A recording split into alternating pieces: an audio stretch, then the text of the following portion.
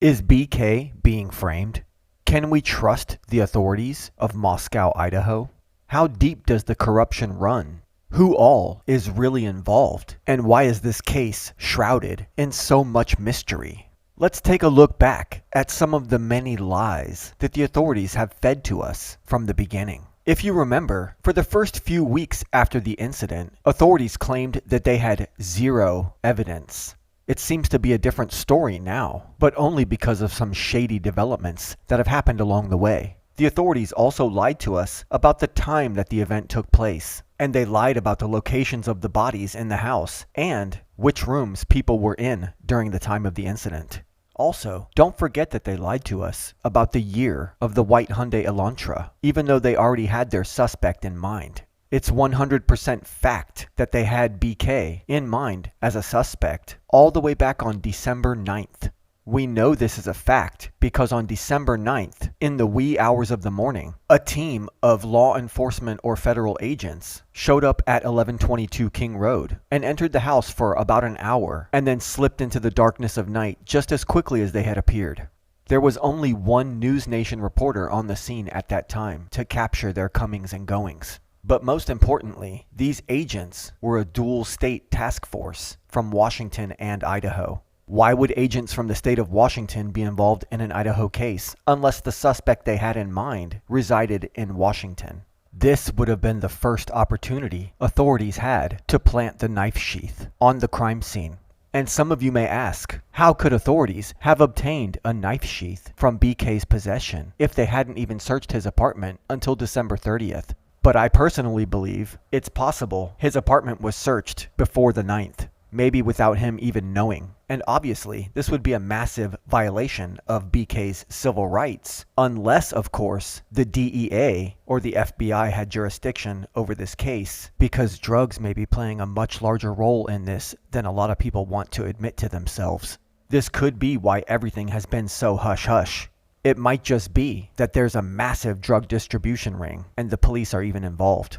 Xana's mother, Maddie's father, and Maddie's stepmother are known users and distributors of hard narcotics. Moscow, Idaho is a very small town, and there's pretty much nothing to do there, which is exactly why the drug problem in that town is so severe.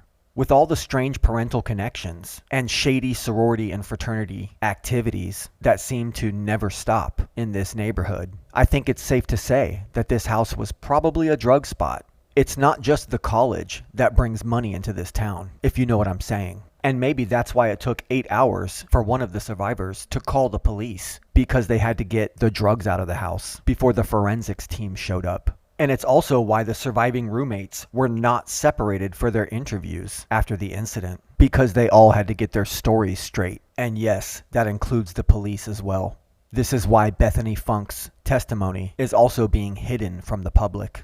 I propose that the corrupt police department and their drug distribution ring needed all 49 days to frame their patsy. He was already well hated within the community. Maybe someone decided that since he was always in the area picking up, that it would be easy to just frame that guy.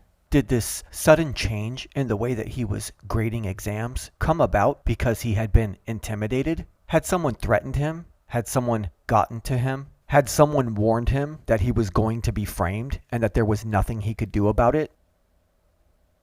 There were two separate opportunities for authorities to plant the knife sheath on the scene.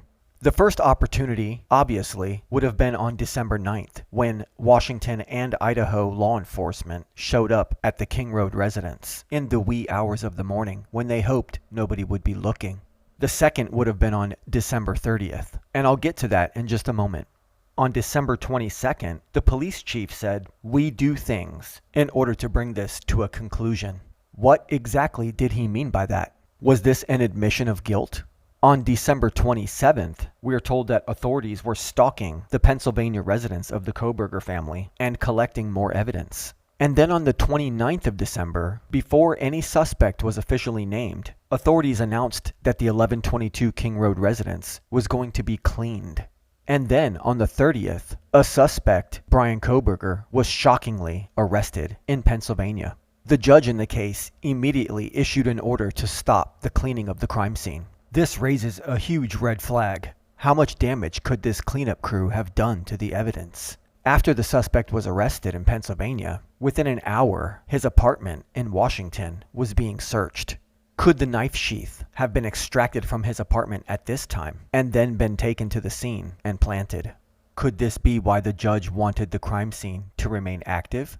Of course, authorities claim that their on-scene report was written up the day of the crime. However, the judge withheld the release of that probable cause affidavit, which contained those reports, until after the extradition of the suspect from the state of Pennsylvania to the state of Idaho was completed.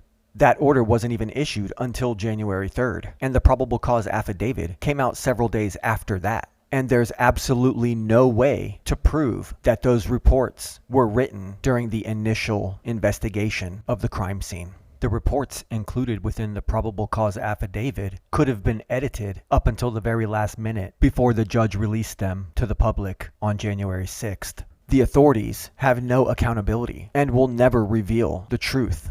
All we do know for sure is that the authorities have gone out of their way to protect the reputations of the victims and the survivors at all costs, and that it's very likely somebody made a huge score on the night of November 13th, 2022.